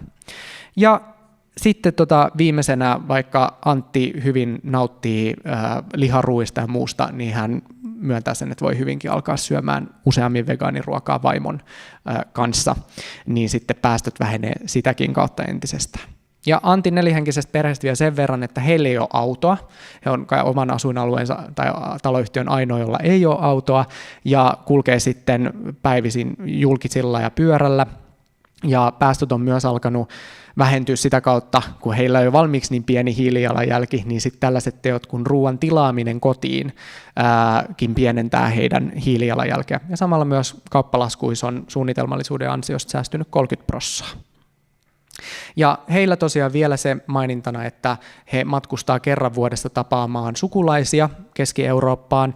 Sitä he ei pysty lopettaa. Lentäminen tällä hetkellä on ainut realistinen vaihtoehto siihen, koska vaikka he kuinka haluaisivat matkustaa maata pitkin, niin vielä sen matkan aikana, joka sitten lisäisi noin 2 viikkoa lisää siihen matkustamiseen, ei pysty tekemään töitä, lapset ei voi käydä koulua sen aikana, jolloin sitten kaiken tämän järjestäminen ei käytännössä ole mahdollista, vaikka intoa ja todellakin siis jaksamista löytyisi. Eli sitten se kysymys onkin se, että harjoituksen myötä mitä saatiin selville. Ja se on tosiaan se, että tämän kestävien elämäntapojen kuvittelu on täysin mahdollista jo tänään, ja monille se on jo realiteetti, se on todellisuutta tänään. Ja se, mikä kiinnostavaa tässä selvityksessä oli myös se, että tämä 1,5 asteen elämä on mahdollista saavuttaa monenlaisilla kaupunkilaisilla elämäntavoilla. Se on mahdollista asuit sä kerrostalossa tai omakotitalossa, keskustassa tai kauempana esikaupunkialueella, oli lapsia tai asuit sä sitten yksin, olit opiskelijatyössä käyvä tai eläkeläinen. Sen lisäksi tunne tällaisesta reilusta siirtymästä tapahtui jokaisen kohdalla. Eli kukaan näistä henkilöistä ei kokenut, että he joutuisi tinkimään siitä omasta elämänlaadusta tai jotenkin elämään kurjempaa elämää sen myötä, että he miettivät, että miten he muuttaa tänä päivänä niitä elämäntapoja, että päästöt laskee. Ja ne motivaatiot tosiaan näille toimille oli hyvin erilaisia. Siellä oli taloudellisia, ekologisia tai sosiaalisia. Ja myöskin on siis täysin ok, että sitä oman jalanjäljen pienenemistä ei edes huomaa, kun sitten muut yhteiskunnan pelaajat tietysti tekee niitä valintoja meidän puolesta. Sitten kiinnostavia huomioita oli myös siinä, että sitä kulutusta oli tämän meidän kokeen perusteella hyvin helppoakin vähentää. Se oli kiinnostavaa siinä, että todella moni näistä meidän henkilöistä pystyi jopa miettimään, että he kuluttaisi, eli ostaisi 80% vähemmän tavaraa tulevaisuudessa ja ostaisi vaan laatua ja hankkisi tarpeeseen. ja sillä tavalla sitten pysty pienentämään sitä kulutuksen päästöjä melkein sinne ihan nollaan asti. Mutta sitten taas, niin kuin tuossa jo ehkä vähän sanoinkin, niin tämä vapaa-ajan ja matkustamisen päästöjä taas on niin kuin tänä päivänä hyvin vaikeaa yrittää lähteä vähentämään sen takia, että niitä vaihtoehtoja ei oikein ole tarjolla. Ja sitten mä kasasin vielä tällainen niin kuin yhteen tosiaan tämän ajatuksen siitä, että no niin, 1,5 asteen elämä voidaan saavuttaa, mutta kyseessä ei ole tosiaan vaan se, että meidän yksilöinä nyt pitäisi alkaa tekemään näitä muutoksia ja valintoja omassa elämässä, vaan nyt sitten on niillä päättäjillä ja yrityksillä, ja kuten Elinakin sanoi, niin kaupungeilla iso rooli. Meillä on tosiaan yksilönä mahdollisuuskin radikaalisti vähentää sitä meidän omaa hiilijalanjälkeä, mutta tänään se tosiaan vaatii harrastuneisuutta. Me nähdään, että se vaatii oikeasti sitä, että sä jaksat syynätä niitä tekoja ja miettiä ja suunnitella ja muuta, vaikka se tietysti sen myötä helpottuu ja sitten tulee uudet tottumukset, mutta kaikilla ei ole välttämättä varaa tehdä ja pistää sitä energiaa ja resursseja siihen, että pystyisi näin tekemään. Joten me tarvitaan sitten yhteispeliä tai ilmastotavoitteen saavuttamiseksi. Me tarvitaan toimia niin kaupungeissa kuin kunnissa. Tähän nyt keräsin vielä sillä tavalla, että mitä me nähdään, että missä ollaan hyvässä vauhdissa ja missä erityisesti on tekemistä. Asumisessa tosiaan ollaan hyvässä vauhdissa, mutta sitten todellisuus on se, että uusiutuvaa energiaa, uusiutuvaa lämpöä ei vielä riittäisi meille kaikille. Vaikka me kaikki nyt päätettäisiin, että no nyt mä vaihdan sen sähkösopimuksen ja nyt mä vaihdan lämmityssopimuksen, niin siinä tarvitaan just kaupunkien ja yritysten kehittämistä, että sitä uusiutuvaa energiaa on tarjolla tarpeeksi. Liikkumisessa ympärivuotinen pyöräily ja kävely ja joukkoliikenteen käyttö on mahdollista, mutta siinä on vielä tekemistä. Joukkoliikennettä täytyy vielä parantaa ja maata pitkin matkustamista helpottaa, tuoda vaihtoehtoja siihen ja myöskin pyöräily- ja kävelyyn kannustamista monilla eri tavoilla, tekemällä pyöräilystä turvallisemman olosta ja vihreämpää ja muutenkin tällainen kivaa. Ruoan osalta me nähdään, että se vaatii myös sitä kulttuurin muutosta sen lisäksi, että se vaatii tarjonnan lisäämistä. Eli me tarvitaan tietysti kaikkialle edullista ja maukasta kasvisruokaa ja sitten myöskin keskustelua siitä, että miksi sitä tarvitaan ja muutenkin tällainen sen kulttuurisen muutoksen vauhdittamista. Vapaa-ajalla tosiaan on toistaiseksi vaikeaa vielä tehdä näitä päätöksiä, muuttaa niitä omia elämäntapoja ja tottumuksia, joten meidän ajatus on siinä, että me tarvitaan tämmöinen loikkaus tässä lähimatkailun houkuttelevuudessa ja markkinoinnissa, että ensinnäkin tiedetään, mitä mahdollisuuksia on vaikka viettää lomia lähialueella tai Suomessa ja matkustaa maata pitkin, millaisia hiilineutraaleja kokemuksia tai vapaa-ajan viettomahdollisuuksia meillä on omassa kaupungissa.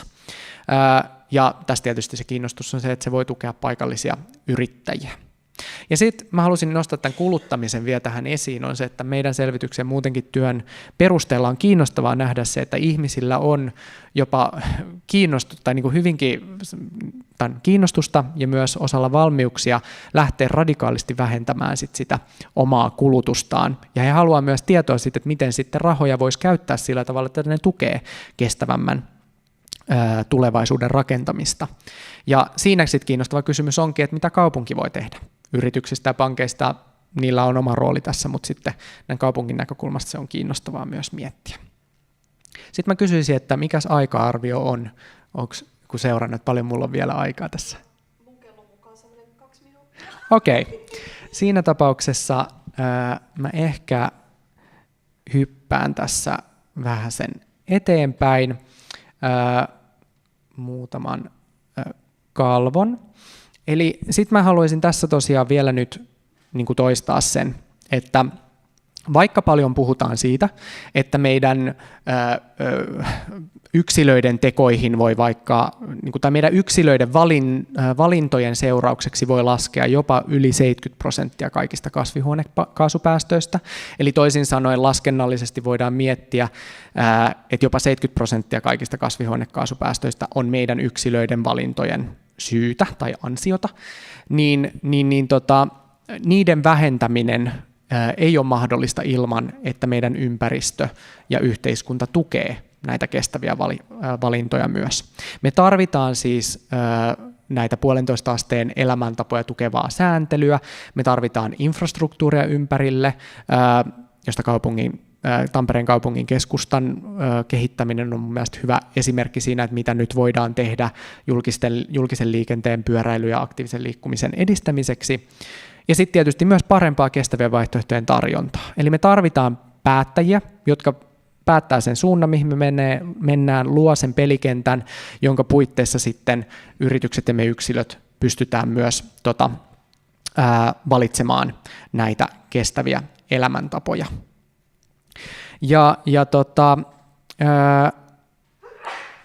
Siinä tosiaan keskeinen rooli on meillä yksilöillä ja varsinkin sit niillä, jotka pystyy lähtemään, jotka haluaa lähteä kokeilemaan uutta.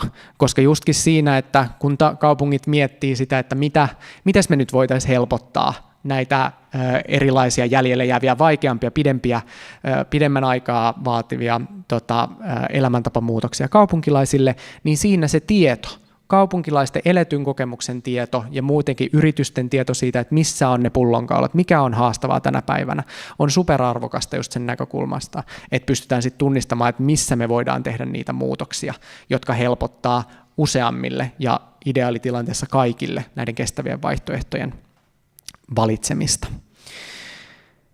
Niin loppuun keräsin nämä tärkeät viestit, jotka mä haluaisin tässä jakaa. Eli meidän mielestä on tietysti tosi innostavaa se, että ihmisten on tänä päivänä jo täysin mahdollista kuvitella 1,5 asteen elämää, ja joillekin se on mahdollista tänään. Kokemus ei ole se, että joutuisi tinkimään elämänlaadusta, vaan se voi itse asiassa jopa parantaa elämänlaatua. Tai sitten sitä ei edes huomaa, että on tapahtunut muutoksia päästöjen vähentymisen muodossa. Ja siinä niin kun, tämä hiilijalanjäljen pienentäminen ei tosiaan tarkoita pelkästään jotain tiettyä elämäntapaa tai tiettyjä elämäntapoja, vaan jokaisella on mahdollisuus elää oman näköistä elämää, mutta pienemmällä hiilijalanjäljellä. Ja kaupunkien, kuntien, valtion ja yritysten vastuulla on, tämä on mun ajatus, että on vastuulla tehdä näistä yksilöiden vähähiilisistä valinnoista mahdollista kaikille, niin asumisessa, liikkumisessa, ruuassa, kulutuksessa kuin vapaa-ajan vietossa. Ja siihen tosiaan tarvitaan tätä ympäristön kehittämistä ja lainsäädännön kehittämistä ja erilaisten insentiivien kannusteiden kehittämistä. Ja jokainen meistä voi tosiaan omilla teoillaan ja tavoillaan kirittää sitä muutosta sinne. Siinä niin kuin näiden kestävien elämäntapojen kokeilujen ja sen käytännön niin kuin testaamisen ohella tietysti tärkeää on se poliittinen ulottuvuus. Meillä on vaalit tulossa, niin se on tietysti, sillä on rooli, keitä me äänestetään, päättämään siitä, miten kaupunkeja kehitetään, miten Suomea viedään eteenpäin tässä uudessa maailmassa, jossa meidän raameina on tämä ilmastonmuutoksen ja ekologisten kriisien ja muiden sosiaalisten epäoikeudenmukaisuuden kriisien asettamat reunaehdot. Ja tietysti jokainen meistä käy töissä tai ei välttämättä jokainen, mutta moni meistä käy töissä päivittäin, ja se työn mahdollisuus ja työssäkin vaikuttamisen mahdollisuus on asia, mikä kannattaa muistaa. Eli tässä ei ole nyt kyse vaan siitä, mitä me tehdään kauppojen hyllyjen välistä ja oman kodin 4 seinän sisällä, vaan voi niin kuin lähteä ihan keskustelemaan siitä, että mikäs nyt se meidän yrityksen tilanne on, mikä se meidän yrityksen rooli tässä muutoksessa on, ketä me voitaisiin niin kuin palvella paremmin tästäkin näkökulmasta. Ja viimeiseksi mä kannustan tietysti miettimään sitä, että miten me voitaisiin jokainen omissa yhteisöissä, perheistä, kaveriporukoihin, urheiluseuroihin muuten nyt niin kuin keskustella tästä aiheesta ja oppia tästä aiheesta yhdessä. Ja esimerkiksi niin kuin sanoisin, että tämä nykyinen maailmantilanne, jossa meillä ruoan hinnat nousee, energiahinnat nousee ja maailma on muutenkin aikamoisessa myllerryksessä, niin ja kannustan keskustelemaan siitä, että mitä tässä voitaisiin yhdessä tehdä tämän eteen myös sillä omalla paikallisella tasolla, ja että voisiko jopa tällaiset kestävät elämäntavat tarjota siihen resilienssiä tai niin kuin kestävyyttä sen sanan alkuperäisessä tarkoituksessa, kun tällaisia shokkeja ja kriisejä syntyy, koska usein ne myös nämä kestävät elämäntavat vähentää siis tosiaan sitä ympäristökuormitusta, mutta myöskin monella muulla tavalla terveyden ja hyvinvoinnin ja rahansäästön kautta vaikuttaa meidän jokaisen elämään. Ja mä lopetan mun esityksen tähän. Kiitos. Kiitoksia, ja sitten jos saadaan koko kööri tänne, eli Nattu tänne meidän kanssa, niin laitetaan viisasten kerho tänne pystyyn. Ja nyt kysyn ekana, että onko sinne chattiin tullut kysymyksiä? Okei. No aloitetaanko me vaikka sillä?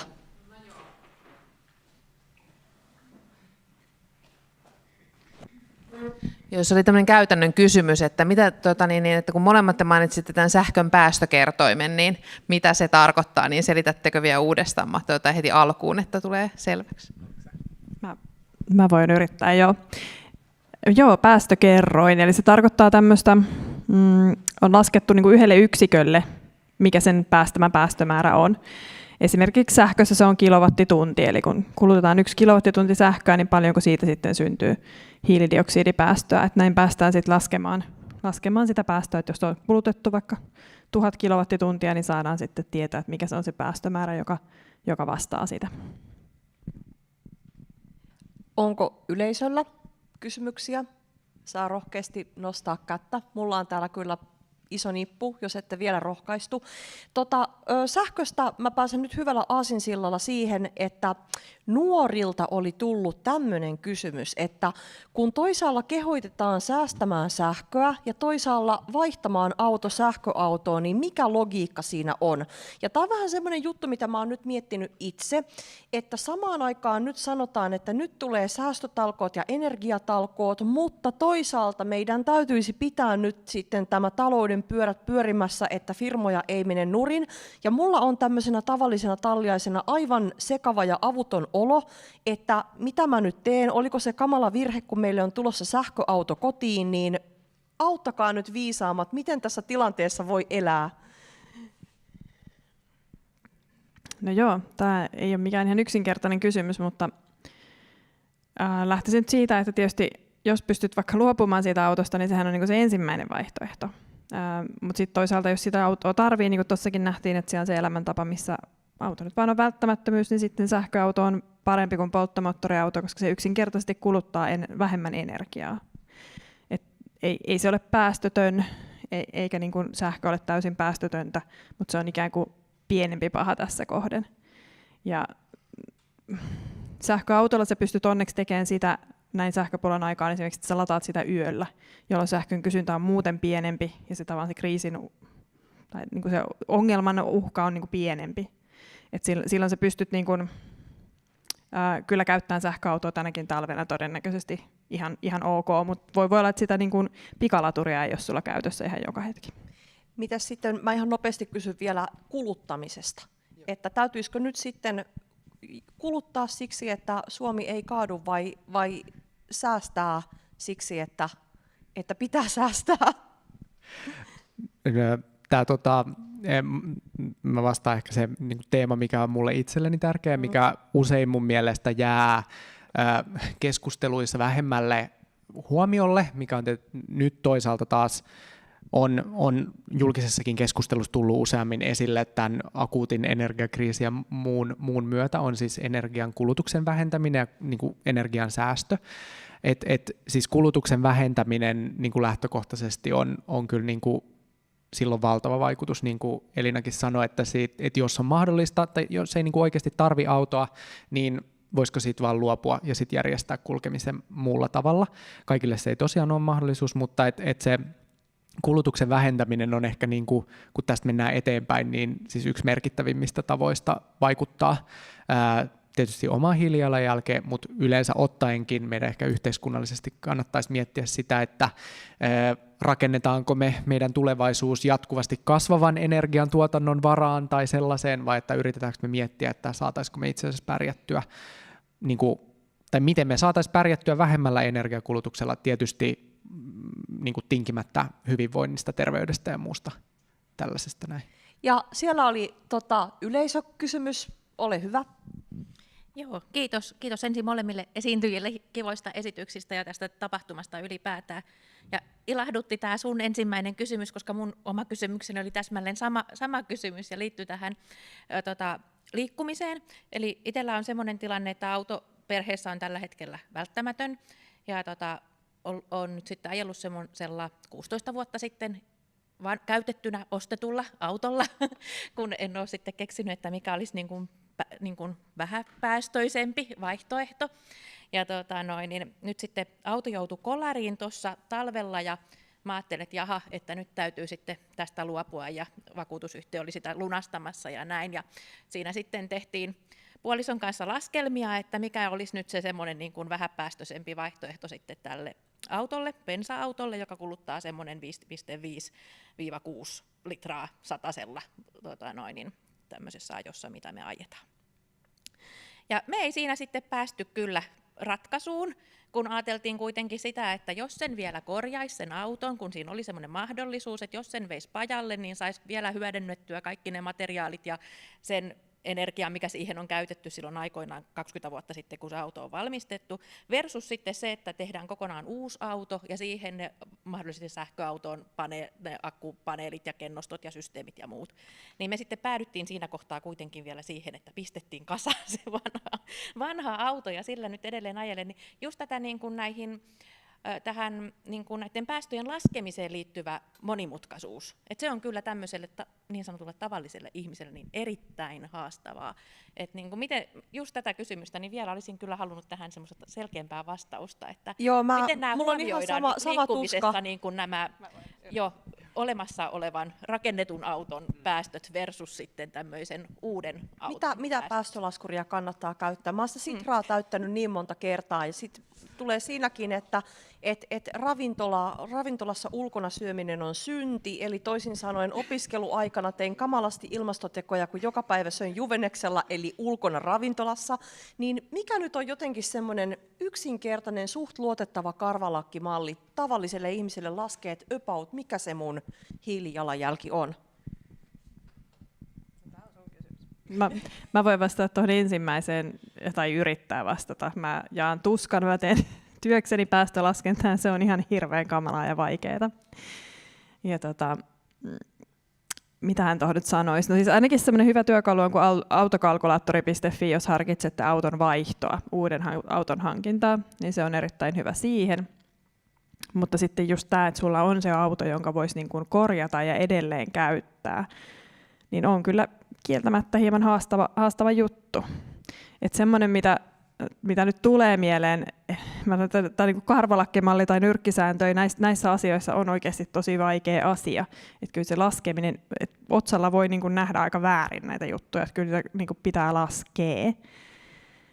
Mutta tulee mieleen tällaisia, että esimerkiksi polttomoottoriautonhan voi muuntaa kaasuautoksi, jossa taas niin kuin päästöt vähenee ja on se energian kulutus mun mielestä kai kaasuautoissa on vähän pienempi. Mä käyn nyt ihan kaikkea niin kuin muistan, että korjatkaa joku, jos sanon väärin, niin sinne tavallaan, niin kuin, ja sitten on vaihtoehto käyttää biokaasua. Polttomoottorissakin sä voit lähteä sitten biopolttoaineeseen. Et näissä on tavallaan niitä ratkaisuja, hänen löytyy vähän joka tilanteeseen, millä pikkasen voi vähentää päästöjä. Niissä on vaan semmoisia haasteita, niin kuin vaikka, että biopolttoaineet nyt ei niin kuin riitä lähellekään kaikkeen meidän energiankulutukseen, mutta se on niin kuin se osaratkaisu. Et aina tavallaan kannattaa hakea niitä ikään kuin osaratkaisuja, jotka sopii siihen tilanteeseen, missä ollaan. Mutta en voi väittää, etteikö olisi monimutkaista.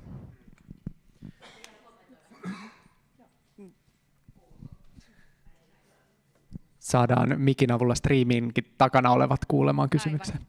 Joo, kiitos vastauksesta. Ja ei tosissaan ollut helppoa, kun sitä yritettiin miettiä, mutta että jotenkin vielä just tähän liikkumiseen liittyen, varsinkin tästä autoilusta kun puhutaan, niin aika usein tarjotaan sitä ratkaisua, että pitäisi niin kuin vaihtaa uudempaan autoon ja just sen uuden auton niin kuin, tai just tämä autokannan uudistaminen ja tämä, niin se ei jotenkaan niin kuin omaan ajatteluun ole vielä ihan täysin kyllä, että täsmääkö nämä laskelmat niin kuin näiden kahden asian kanssa?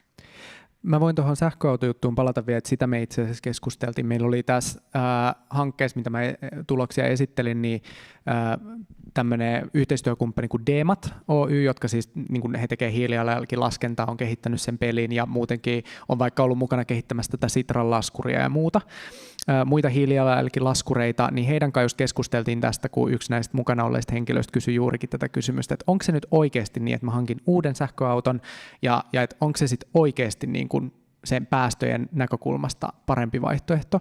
Ja tällä hetkellä se on käsittääkseni niin, että kuitenkin se sähköauto on niin kuin hiilipäästöjen näkökulmasta parempi vaihtoehto kuin sitten vanhalla autolla ajaminen tai bensa-auto uusikin. Sen takia, että vaikka siinä otetaan huomioon se koko elinkaari ja katsotaan se elinkaaripäästöt tästä niin kuin se akkumineraalia ja kaiken muun niin kuin louhinnasta ja muusta siihen autoon, niin silti just sen takia, että sen käytön päästöt on paljon pienemmät, niin se koko hiilijalanjälki pysyy pienempänä sen koko elinkaarenkin näkökulmasta. Mutta tietysti ratkaisu ei ole se, että me kaikki vaihdetaan sähköautoihin, niitä mineraaleja ei niin kuin tämänhetkisen niin kuin tutkimuksen mukaan riitä edes yhden sukupolven tai niin kuin yhden sukupolven sähköautoihin kaikille. Et siinäkin on just tämä haaste, että meillä tulee sitten ne luonnonvarat seuraavaksi vastaan, jolloin me joudutaan oikeasti miettimään sitä, että ei se ole se, että me kaikki nyt vaihdetaan sähköautoihin, se on yksi ratkaisu, mitä tietysti monet joutuu tässä tilanteessa ja tänä päivänä miettimään, mutta siihen me tarvitaan näitä jaettuja ratkaisuja sitten enemmän, että onko sitten mahdollista niin kuin jotenkin parantaa yhteiskäyttöautojen käytön mahdollisuutta ja lähtökohtaisesti vähentää liikkumisen tarvetta. Etätyöt voi olla toisille tosi kiva asia, toisille vähän vaikeampi asia, mutta sekin on jo yksi asia, jolla saadaan vähennettyä päästöjä, kun me liikutaan työnkin takia vähemmän, ne jotka siihen pystyy. Mutta niin kuin tällaisia kaikkia asioita tarvitaan miettiä siinä, että saadaan nämä päästöt vähenemään. Mutta tämä on mun ymmärrys. Haluatko vielä lisätä? Tekee mieli just lisätä kanssa tähän, että eihän kukaan odota, että niin kuin vaikka vuoden päästä kaikki on vaihtanut sähköautoihin. Että sehän siinä on, että ihmisten elämät on erilaisia ja me ajatellaan, niin kuin, lähinnä lasketaan sitä, että kun autokanta joka tapauksessa se uudistuu. Koko ajan sieltä poistuu tavallaan sitä jotain vanhinta autoa, jota nyt ei voikaan enää korjata, ja sitten sinne tulee uusia autoja, niin mitä se tavallaan vaikuttaa päästöihin. Mutta eihän se tarkoita sitä, että jokaisen pitää nyt mennä kauppaan ja ostaa uusi sähköauto ja heittää se vanha niin kuin romuttamolle, niin tämä ei myöskään ole tietysti mikään ratkaisu. Okei.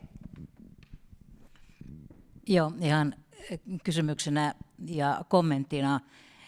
Ollaan melko valveutuneita. Samalla 3 nuorta miestä 30-36 välillä ja heidän tyttöystävänsä vaimonsa hyvinkin tässä ajassa kiinni ja erittäin tässä työelämässä kiinni sen rankkuudessa.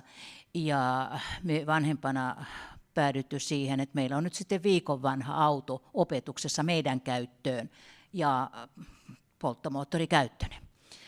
Ja katsottu aika tarkkaan kaikkialta ja isäntä laskee hyvin ja ihan hyvällä omalla tunnolla. Hyvin turvallinen ratkaisu, keskihintainen ja nyt kun näitä papereita lasketaan, niin myös hyvällä omalla tunnolla voi päätyä tiettyihin ratkaisuihin. Ja akut, nimenomaan kaipaisin enemmän sähköautojen, sähköistettyjen pyörien, kaikkien kännykät, kaikkien akkuteollisuuden, mikä meillä on 20 vuotta tulevaisuus, jolloin tätä ehkä ajatellaan tätä nykyistä suuntausta, että voi hyvänen aika, se sukupolvi. Ihanan paljon sieltä alkaa yleisöstä tulla. Siellä on näköjään takarivissä kommenttia. Joo, kiitos esityksestä. Oli kyllä avartavia. Mietin tuossa, tai olen miettinyt pitempään sitä, kun koulussa opetettiin sitä, että kun sähkö kulkee sähköjohtoja pitkin, niin miten paljon siitä menee hävikkiin. Eli kun ensin tuotetaan se sähkö, ja kun se on perillä saakka, se menee linjajohtoja pitkin, niin sieltä on niin hävinnyt hirveän monta 10% pois. Ja onko meillä edelleen tämä niin tavoitteena, että on niin näitä vanhakantaisia siirtoletkuja, mitä pitkin kulkee sähköt tuolla, ja tuotetaan vaan lisää, vai onko näitä tämmöisiä niin sanottuja, ennen puhuttiin, että suprajohteita, joita kautta sitten kulkee se sähkö sillä tavalla, että siitä häviää vähemmän pois, jolloin tarvitsisi tuottaa sitä vähemmän?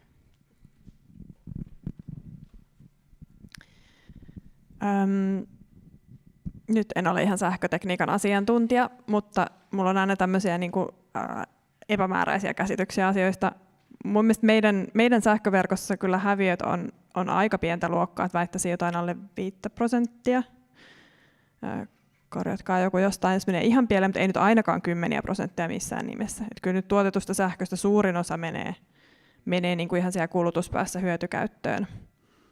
Ja jos et nyt saa tähän kysymykseen tyydyttävää vastausta, niin nyt katso, tässä on hyvä porkkana, millä mä houkuttelen sut tänne luennolle uudelleen, koska 3. luentokerralla me käsitellään nimenomaan energia-asioita, ja täällä on sen alan asiantuntijoita, että kannattaa tulla silloin uudelleen ja esittää tämä kysymys. Saanko mä kysyä välissä? Mulle tuli, no ole hyvä, yleisö on kuitenkin tärkeämpi. Kysy vaan. Joo, mua kiinnostaisi Tampereella hyvin ajankohtainen aihe, eli ratikka ja siihen liittyvät päästöt. Huomioon ottaen myös sen rakentaminen, luonnon tuhoaminen. Joo, erittäin hyvä kysymys. Mä periaatteessa pitäisi tietää tuohon vastaus, mutta ihan lonkalta, jos mä lähtisin heittelemään lukuja, niin menee aika hankalaksi.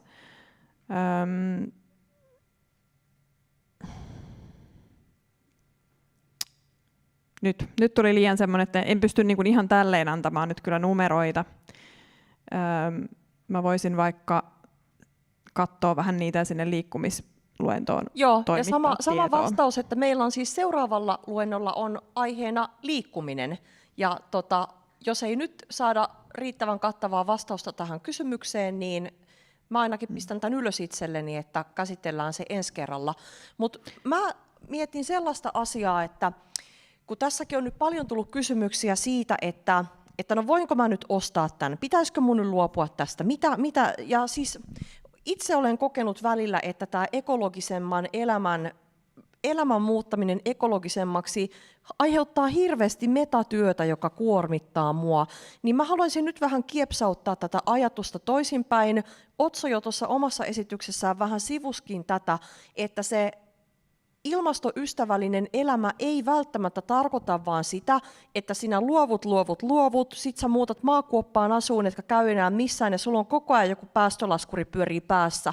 Että se voi myös niinku antaa sulle ihania positiivisia asioita, niin ajatellaanpas tältä kannalta asiaa, mitä me voidaan saada enemmän, jos me mennään tähän 2030 hiilineutraalitavoitteeseen.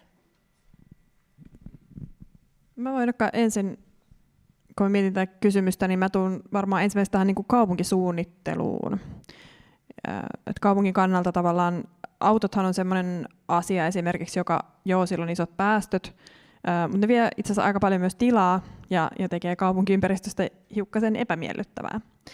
Eli turvattomampaa kyllä. Eli silloin kun me suunnitellaan niin kuin vähäpäästöisempää, eli semmoista aluetta, missä pystyy liikkumaan ilman henkilöautoja tai kun tuodaan sellaisia ratkaisuja, niin silloin me luodaan myös sellaista kaupunkiympäristöä, joka on vehreämpää.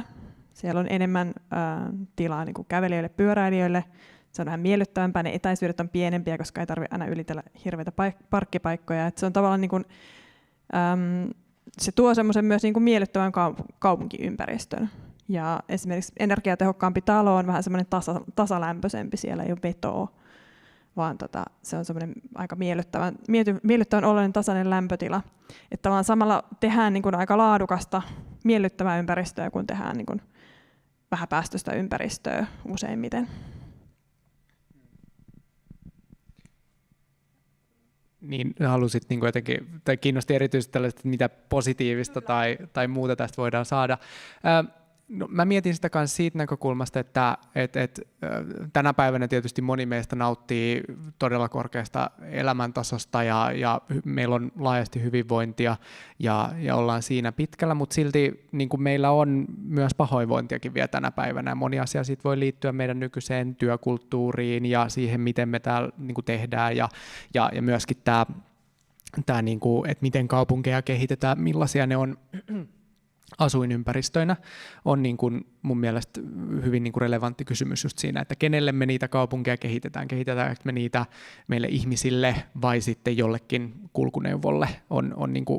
Se on sieltä historiasta tänä päivänä tehdään hyvin eri tavalla, mutta niin kuin on hyvä esimerkki siinä, että me voidaan saada mukavempi ja kivempi elinympäristö, me voidaan saada uudenlaisia aktiviteetteja, niin kuin parempaa hyvinvointia myös siinä, että jotkut näistä kestävistä elämäntavoista ja tällaisista vaihtoehtoista, niillä on terveysvaikutuksia sillä, että me liikutaan enemmän, joka tänä päivänä on niin kuin merkittävä haaste siinä, että me kaikki istutaan todella paljon ei liikuta sen näkökulmastakin, että me vaikka istutaan autossa ja ajetaan toimistolle, istutaan 8 tuntia, ajetaan takaisin, mennään istumaan sohvalle niin kuin yhtenä esimerkkinä vaan tällainen, että sitten on myöskin paljon, niin siinä on tosi monta eri ulottuvuutta se on tietysti jokaiselle oma asia, koska myös on se, että ei sen pidä olla, niin kuin välttämättä sen ei tarvitse tarkoittaa juurikaan mitään suuria muutoksia. Niin kuin sun ei välttämättä tarvitse edes huomata, että sä elät kestävämmin, kun ympärillä oleva yhteiskunta on muuttunut siinä, kun tarjolla on enemmän vaikka just hyvää kasvisruokaa kaikkialle, minne menet, on helppo kulkea paikasta toiseen niin kuin erilaisilla tavoilla, vaikka kävellenkin ja näin poispäin. On erilaisia tapoja viettää aikaa, ei ehkä ole semmoinen tarve, että täytyy nyt paeta täältä ja lentää kauas ulkomaille viikonlopuksi, vaan sen takia, että pääsee irti omasta arjesta tai muut tällaista. Siinä on monta ulottuvuutta, mutta sehän liittyy jokaisen omaan elämään ja elettyyn kokemukseen, että siitä mielestä voi olla vaikea sillain antaa kattavia vastauksia. Mutta. Oliko meillä siellä taas chatti-kysymys? Okei. Okay.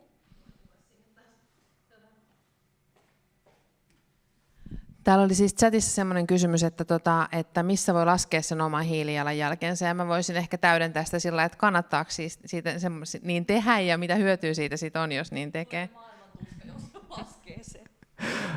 Mä voin tähän sanoa siis ihan se, että siis jos on kiinnostunut aiheesta ja haluaa tietää, niin se oma hiilijalanjäljen laskeminenhan voi olla sellainen hauska havainnollistava tekijä. Et siinä tulee myös mietittyä sitä, että miten mä itse asiassa tänä päivänä niin kuin elän. Ja siihen on monia laskureita olemassa. Se Sitran elämäntapatesti on yksi. Sitten mä itse pidän myös tällaisen yrityksen kuin Spark Sustainability, nimisen yrityksen laskimesta, koska se myös näyttää eri tavalla havainnollistaa niitä palkkeja ja myös havainnollistaa ja antaa vinkkejä siihen, että miten sä voit kutakin eri hiilijalanjäljen osa-aluetta pienentää ja millaisilla teoilla. Nämä kaksi on ehkä sellaisia, mitkä mä sanoisin tähän. Haluatko sä vielä täydentää jollain? Kyllä mä oon ehdottomasti sitä mieltä, että tämän laskeminen kannattaa aina, että se ei välttämättä tosiaan käy arkijärkeen, että mistä ne omat isot päästöt tulee. Että oikeastaan vähän kaikessa, ja sama koskee kaupunkeja ja näin, että se on niin kuin hyvä olla ne numerot pöydällä. Toki mitä pienempiin pilkotaan päästöjä, ne on pikkasen karkeampia aina. Et siihen tulee tämä tuska, että se ei ole ihan helppoa saada tietoa. Mutta sitten kun tietää, että mitkä sun päästöt on, niin sä tiedät, mistä päästä kannattaa vähentää. Että onko se ihan turhaa niin kuin vaihtaa muovipussia paperipussiin. No okei, ei se laskuri semmoista vastausta anna, mutta et mikä on tavallaan se osa-alue, missä voit kiinnittää huomiota ja mikä on sitten vaikka sillä, että okei, tämä jätän niin kuin vähemmälle huomiolle. Oliko muilla kysymyksiä? Mulla on paljon kysymyksiä, tämä on niin lähellä mun sydäntä tämä aihe. Sitten olen miettinyt semmoista asiaa, että tätä päästöjen kompensointia. Kun Helsingin Sanomat esitteli tuossa joskus, tästä on jo muutamia vuosia, olisiko ehkä 5 vuotta aikaa, ja siinä sitten kannustettiin niin kuin näihin suomalaisten vanhojen metsien suojeluun. Mä en nyt muista, mikä yhdistys se oli, joka tarjoaa ihan tämmöistä niin kuin valmiiksi rakennettua ikään kuin kompensaatio-ohjelmaa, että sinne niin kuin antamalla rahaa sinne, niin he sitten suojelee suomalaista vanhaa metsää, ja siitä sitten tavallaan ajatuksesta innostuin, ja sitten lähdin sitä asiaa niin kuin enemmän miettimään ja selvittelee, niin sitten esimerkiksi törmäsin tämmöiseen projektiin, missä niin kuin Intiassa niin kuin tehdään näitä tämmöisiä energiantuotannon muutoksia, että siellä käytettäisiin enemmän aurinkovoimaa versus sitten jotain tämmöistä fossiilista polttoainetta. Niin oletteko te perehtynyt tähän, että niin kuin mikä olisi tavallaan tämmöinen nyt sitten paras vaihtoehto tähän kompensaatioon tällä hetkellä, siis ihan puhutaan nyt yksittäisen ihmisen teoista?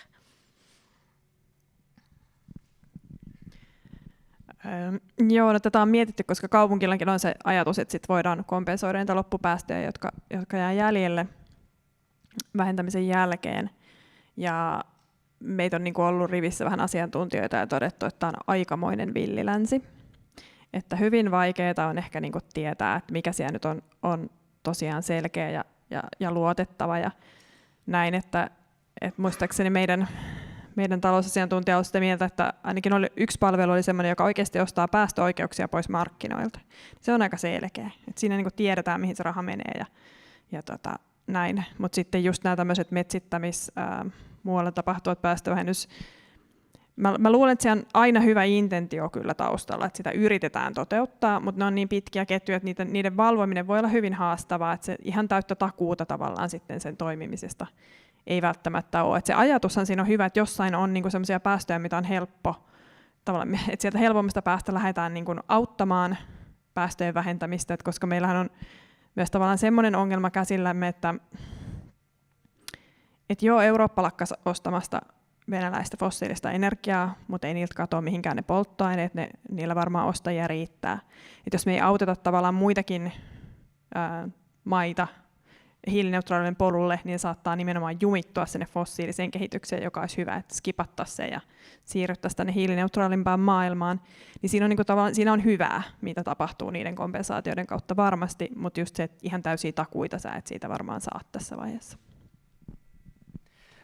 Niin, tämä on mun mielestä hyvä kun toit esille, että siis se ajatus siitä, mikä ainakin tällä yhdellä kotimaisella kompensaatioyrityksellä on se, että he ostaa pois näitä niin kuin päästöoikeuksia, joka siis tarkoittaa se, että kun EUlla on päästökauppamekanismi olemassa, missä siis niin kuin yritykset ja onko se nyt niin, että valtiotkin sitten joutuu maksamaan näistä päästöoikeuksista, tai siis siinä, että siinä on käytännössä se dynamiikka, että kun sun yritys päästää tuotannossa vaikka päästöjä, niin sä joudut niin kuin ostamaan oikeudet päästää niitä päästöjä. Ja sillä, että me ostetaan pois sieltä markkinoilta niitä päästöoikeuksia, niin se sallittu määrä, mitä saa päästää Euroopan alueella käytännössä, niin vähenee. Ja siinä niin kuin se ajatus on se, että kun sä sitä kautta kompensoit, niin sä vähennät sitä määrää päästöjä, mitä joka vuosi saa niin kuin päästä. Et siinä mielessä se on ehkä niin kuin yksi näistä luotettavimmista päästä olevista tällaisista mekanismeista. Mutta sitten tosiaan tässä kompensointijutussa on se, että kun näkee paljon näitä, että istutetaan puita tai jotain muuta tällaista näin, niin siinä on hyvin ehkä niin kuin, sitä kannattaa tarkastella monelta eri näkökulmalta, että jos maksaa puiden istuttamisesta jonnekin, mihin istutetaan vaikka vain yhden tyyppistä puuta, että se ei luokkaan sellaista oikeaa niin kuin kestävää ympäristöä sinne, niin se ei ehkä ole niin tehokas tapa. Ja sitten on tietysti se, että mihin sitä rahoja haluaa käyttää, että mä luulen, että se on luonnonperintösäätiö, mikä oli se, mihin viittasit, niin siinä on sitten tietysti se, että suojellaan kotimaassa luontoarvoiltaankin tärkeää paikkaa, joka myös vaikuttaa niihin päästöihin. Et siinä on monia eri ulottuvuuksia, kysymys ehkä enemmän myös siitä, että mihin haluaa ne omat rahat laittaa, koska myös sekin kompensaatioon laitettu raha on pois kulutuksesta, joka sitäkin kautta vähentää sitä omaa hiilijalanjälkeen. Meiltä näköjään aika hurahti ihan niin kuin jotenkin hups jonnekin. Ihan tosi nopea kysymys loppuun molemmille. Kun monet sellaiset tavat, jotka meille nyt on täysin arkisia, niin mennään 20-30 vuotta elämässä eteenpäin, ne tuntuu täysin absurdeilta. Esimerkiksi se, että todennäköisesti tässäkin auditoriossa on vielä joskus 70-luvulla voitu polttaa tupakkaa, mikä tuntuisi nyt ihan niin kuin käsittämättömältä. Mitä te luulette, kun mennään vaikka 30 vuotta eteenpäin, mitkä meidän nykyiset sellaiset täysin automaattiset, arkiset elämäntavat tuntuu sellaiselta, että miten noi on voinut tehdä tuolla tavalla?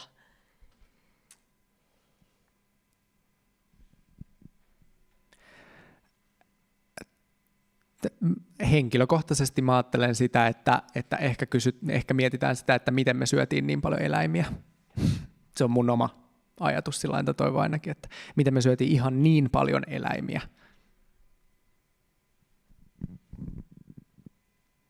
Niin, aika paha kysymys kyllä nyt.